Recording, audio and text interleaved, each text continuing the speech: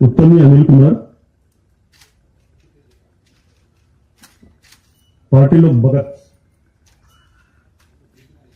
Native place వచ్చేసి తండ్రి Gadwal district అది పుట్టిరావుల చెరువు విలేజ్ కాశీపోగు భవానీ అలియస్ సుమన ఈమె కూడా గద్వాల డిస్టిక్ అన్నమాట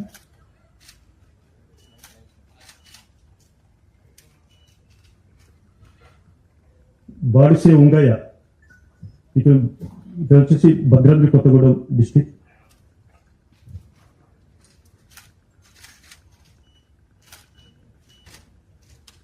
మడివి అరిమే ఈమెది కూడా భద్రాద్రి కొత్తగూడెం డిస్టిక్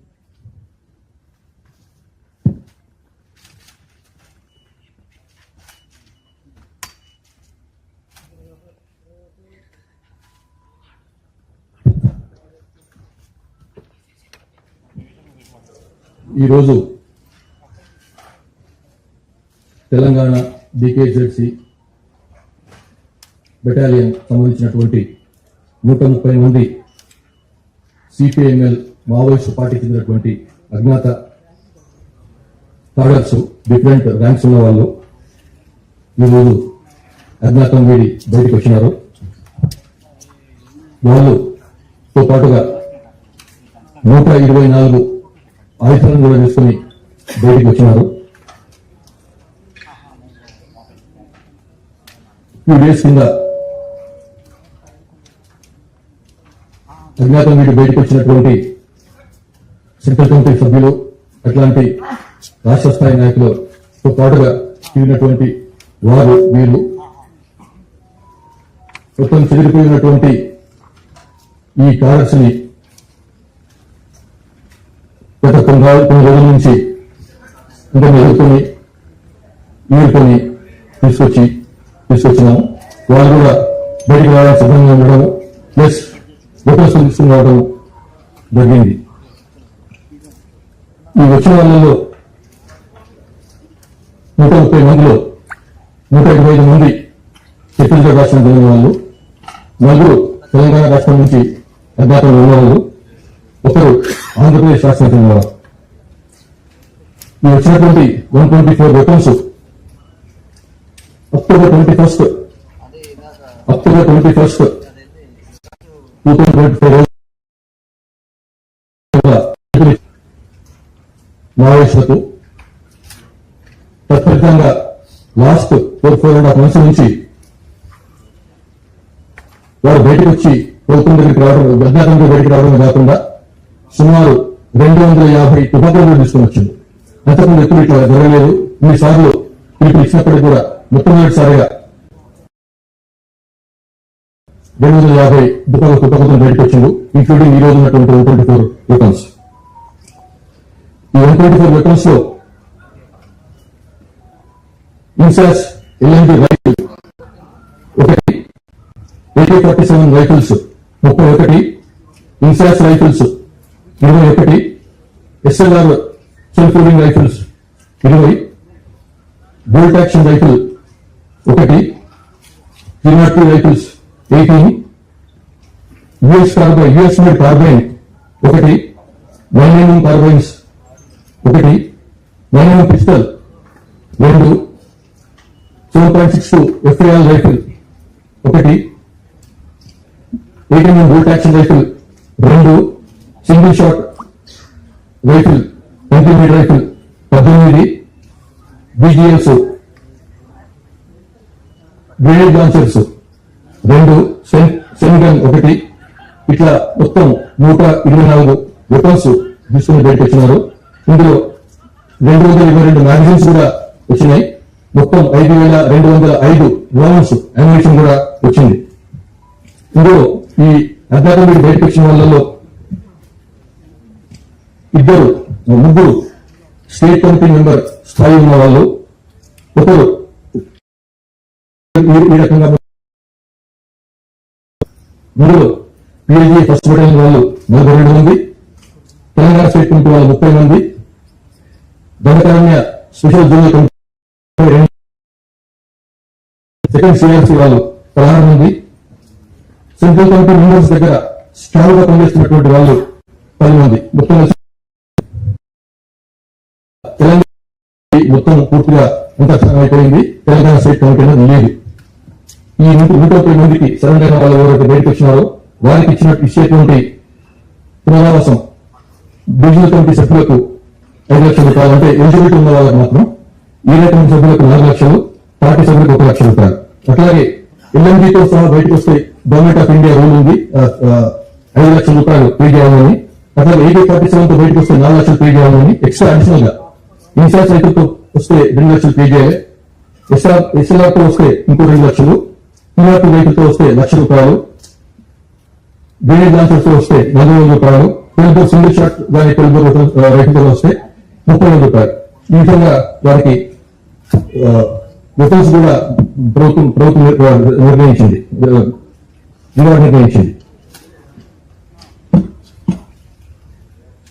లాస్ట్ 2024 నుంచి జరుగుతున్నటువంటి లాస్ట్ 2 years లో 266 మంది బయటకు వచ్చినారు పార్టీని వదిలి.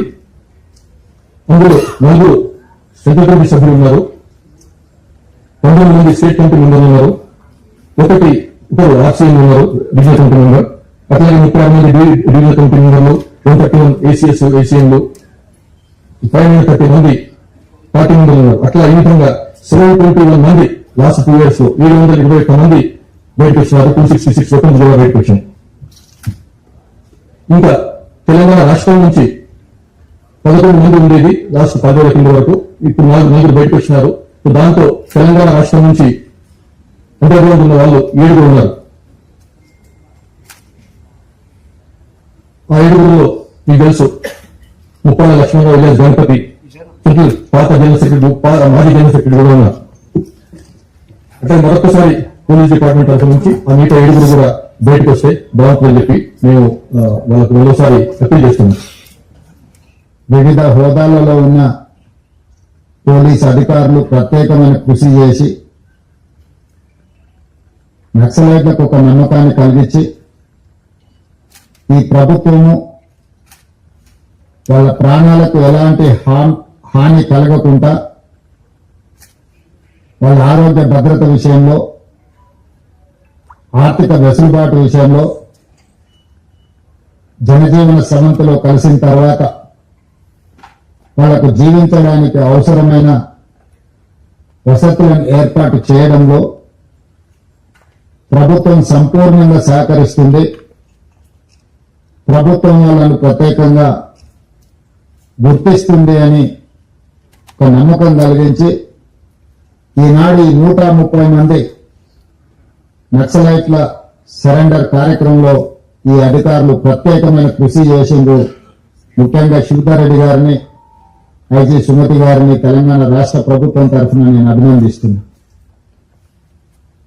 ప్రపంచంలో ఎక్కడైనా శాంతియుత మార్గాల ద్వారానే ప్రజా సమస్యలకు పరిష్కారం దొరుకుతుందని బలంగా విశ్వసించే దేశము భారతదేశం.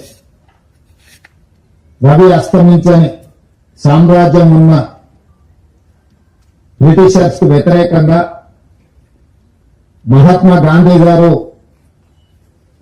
శాంతియుతమైన పోరాటం ద్వారా ఒక యుద్ధాన్ని గెలవడమే కాకుండా ఒక దేశానికి స్వతంత్రాన్ని అందించిన గొప్ప చరిత్ర కలిగిన దేశం భారతదేశం. హింసతో, సాయుధ రైతాంగ పోరాటాలతో, లేకపోతే ఆయుధాలతోనే పోరాటం చేస్తే స్వతంత్రం వస్తుంది, సమస్యలకు పరిష్కారం అవుతుందని భావిస్తున్న తరుణంలో మహాత్మా గాంధీ గారు ఒక శాంతి మార్గాన్ని ఈ దేశానికే కాదు ప్రపంచానికి అందించింది. ఎంత పెద్ద సమస్యకైనా చర్చలే పరిష్కారం. దేశంలో ఉన్న ప్రజల మధ్య, జాతుల మధ్యనే కాదు, ఇరు దేశాల మధ్య యుద్ధ వాతావరణం కమ్ముకున్నప్పుడు కూడా ఆ దేశాల మధ్య చర్చలు జరిగి శాంతియుతంగా సమస్యని పరిష్కరించుకుంటున్న పరిస్థితులు ఈ రోజు ప్రపంచ దేశాలలో మనం చూస్తున్నాం. అణ్వాయుధ సంపత్తి ఉన్న దేశాలు కూడా ఈ రోజు చర్చలకు, శాంతికే ప్రాధాన్యత ఇస్తున్న క్రమంలో తెలంగాణ రాష్ట్ర ప్రభుత్వం తరఫున మిగిలిపోయిన సెంట్రల్ కమిటీ మెంబర్స్ గాని, స్టేట్ కమిటీ మెంబర్స్ గాని, ఇంకా అజ్ఞాతంలో జీవితం గడుపుతున్న నక్సలైట్లకు తెలంగాణ రాష్ట్ర ముఖ్యమంత్రిగా నా పిలుపు, మీరందరూ కూడా జనజీవన స్రవంతిలోకి రాండి. ప్రజలతో మమేకమై ప్రజా సమస్యని ప్రభుత్వం దృష్టికి తీసుకురండి.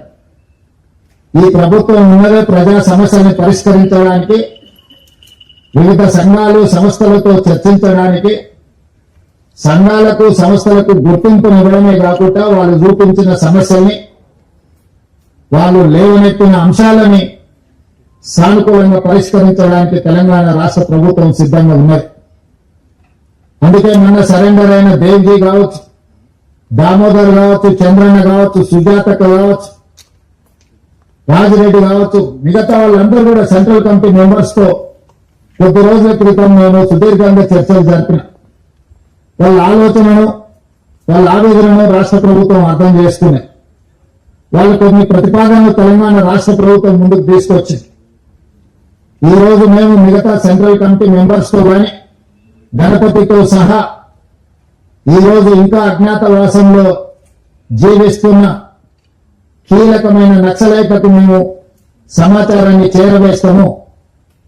ప్రభుత్వం సానుకూలంగా స్పందించి వాళ్ళ ప్రాణాలకు ఎలాంటి హాని జరగకుండా వాళ్ళు లేవనెత్తిన సమస్యలను ప్రజాస్వామ్యబద్ధంగా పరిష్కరించడానికి సిద్ధమైతే మేము వాళ్ళకి విజ్ఞప్తి చేసి జైళ్లలో ఉన్న వాళ్ళతో చర్చిస్తాం, అరెస్ట్ అయి అడవిలో అజ్ఞాతవాసంలో ఉన్న వాళ్ళతో కూడా మేము చర్చలు జరిపి ఈ దేశంలో నక్సలైట్ల యొక్క సమస్యల్ని, నక్సలైట్ ప్రజల కోసం కొట్లాడుతున్న సమస్యల్ని పరిష్కరిస్తామని విశ్వాసం కల్పిస్తే పూర్తి స్థాయిలో సిపిఐ ఎమ్మెల్యేని మేము రద్దు చేసి ప్రజా జీవితంలోకి వస్తాము అని చెప్పి వారు నా ముందు ప్రతిపాదించడం జరిగింది.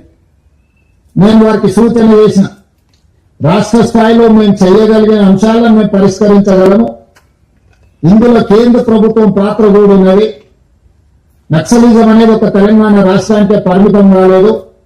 పక్కనున్న ఆంధ్రప్రదేశ్ కావచ్చు, ఒడిశా కావచ్చు, ఛత్తీస్గఢ్ కావచ్చు, జార్ఖండ్ కావచ్చు, మహారాష్ట్రలో కొంత భాగం, కర్ణాటకలో ఇంకొంత భాగం, వివిధ రాష్ట్రాలలో నక్సలిజం వ్యాపించున్నది. ఇది జాతీయ సమస్య. కేంద్ర ప్రభుత్వంతో మేము మాట్లాడితే గాని నేను పూర్తిగా మీకు హామీ ఇవ్వలేను అని చెప్పి సెంట్రల్ కమిటీ మెంబర్స్ కు దేవ్జీ గారికి వారి మిత్ర బృందానికి నేను చెప్పడం జరిగింది. ఆ తర్వాత కేంద్ర హోంశాఖ మంత్రి అమిత్ షా గారి సమయాన్ని తీసుకొని ఢిల్లీకి వెళ్లి తెలంగాణ రాష్ట్రంలో పోలీసులకు సంబంధించిన సమస్యల్ని కేంద్ర ప్రభుత్వం దృష్టికి తీసుకురావడమే కాకుండా ఆ సందర్భంగా సెంట్రల్ కమిటీ మెంబర్స్ ఏదైతే ప్రతిపాదన ముందుకు తీసుకొచ్చిందో ఆ ప్రతిపాదనని అమిత్ షా గారి ముందు పెట్టడం జరిగింది. వారితో చర్చల సారాంశం ఆయుధాలు ప్రభుత్వ యంత్రాంగము, ప్రభుత్వం నిర్దేశించిన అధికారుల చేతుల్లోనే ఆయుధాలు ఉండాలి శాంతి భద్రతలను కాపాడడానికి. కానీ ప్రజలు ఎవరు కూడా ఆయుధాలు పట్టుకొని తిరగడానికి వీలు లేదు. ఆయుధాలతో సహా ఎవరు లొంగిపోయినా తెలంగాణ రాష్ట్ర ప్రభుత్వం వాళ్ళకు పునరావాసం కల్పించడానికి కేంద్ర ప్రభుత్వానికి ఎలాంటి అభ్యంతరం లేదు. ఎవరు సరెండర్ అయినా వాళ్ళ ప్రాణాలకు, వాళ్ళ మెరుగైన జీవన విధానానికి మీరు హామీ ఇవ్వండి అని చెప్పి అమిత్ షా గారు నాకు సూచన చేయడం జరిగింది. అమిత్ షా గారితో మాట్లాడిన తర్వాత నక్సలైట్ నాయకులతో, వివిధ హోదాలలో ఉన్న వాళ్ళతో మాట్లాడితే ఈరోజు 130 మంది నక్సలైట్ ఛత్తీస్గఢ్ కు సంబంధించిన వాళ్ళు కావచ్చు, తెలంగాణ కావచ్చు, ఆంధ్రప్రదేశ్ కు సంబంధించిన వాళ్ళు ఈ రోజు వాళ్ళ చేతుల్లో ఉన్న ఆయుధాలతోటి ఈ రోజు వాళ్ళు సరెండర్ అవ్వడం, అందులో 124 అత్యంత ఆధునికమైన ఆయుధాలతో, ముఖ్యంగా 31 AK-47లు, SLRలు, ఇతర అధునాతనమైన ఆయుధాలు, విదేశాలలో తయారైన అధునాతనమైన ఆయుధాలు, 7,000 బుల్లెట్లు, బుల్లెట్ ద్వారానే ప్రజా సమస్యల్ని పరిష్కరిస్తామన్న వాళ్ళు ఈ రోజు బ్యాలెట్ ద్వారా ప్రజా సమస్యల్ని పరిష్కరించడానికి ముందుకు వచ్చి ఈ రోజు ఇక్కడ ఈ వేదిక ముందున్న 130 మంది నక్సలైట్లు ప్రభుత్వం యొక్క పిలుపు మేరకు ఈ రోజు సరెండర్ అవ్వడం జరిగింది. పాత్రికేయ మిత్రులు, ఉన్నతాధికారుల సమక్షంలో వాళ్ళు సరెండర్ చేసిన ఆయుధాలను మీరు చూసి AK-47 SLR, 303 rifles, 9mm pistols, ఇతర ఆయుధాలు, 7,000 బుల్లెట్లు ఈ రోజు సరెండర్ అయ్యే సందర్భంగా వీళ్ళు ప్రభుత్వానికి అప్పచెప్పడం జరిగింది. నాకు తెలిసినంత వరకు దేశంలో ఇంత పెద్ద ఎత్తున ఆయుధాలతో నక్సలైట్లు సరెండర్ అయిన సంఘటన ఇదే అతిపెద్దదని నేను భావిస్తున్నాను. మా ప్రభుత్వం 2024 తర్వాత 721 మంది నక్సలైట్లను, దాదాపుగా 250కి పైగా ఆయుధాలను నక్సలైట్లు సరెండర్ అయినప్పుడు ప్రభుత్వానికి అప్పగించడం జరిగింది. సరెండర్ అయిన నక్సలైట్ చట్ట పరిధిలో వాళ్లకు ఏవేవైతే రివార్డ్స్ ఉన్నాయో, రిహాబిలిటేషన్ కు సంబంధించి ప్రభుత్వం ఏదైతే హామీ ఇచ్చిందో వాటన్నిటిని అమలు చేస్తాం. అదేవిధంగా